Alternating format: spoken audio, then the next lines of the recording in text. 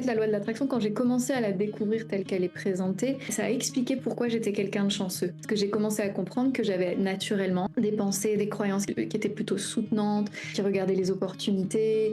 Et donc, quand j'ai commencé à découvrir ces choses-là, je me suis dit, ah bah voilà, si je suis quelqu'un de chanceux, c'est parce qu'en fait, je crée ma réalité par rapport à ce que je suis, le regard que je porte sur moi-même, sur le monde, sur les gens, etc. Donc, ça m'a fascinée. Et puis, en tour du monde, j'ai commencé à découvrir beaucoup plus de choses sur le pouvoir du cerveau inconscient, sur le pouvoir des pensées, sur le pouvoir des croyances et la façon dont j'ai vécu mon tour du monde pendant 3 ans. Je pense que c'est mes 3 plus grandes années de manifestation. Celle où vraiment j'étais en conscience de quand on est profondément aligné, ce que l'on demande, ce que l'on souhaite au plus profond arrive, et des fois ça arrive dans l'après-midi même.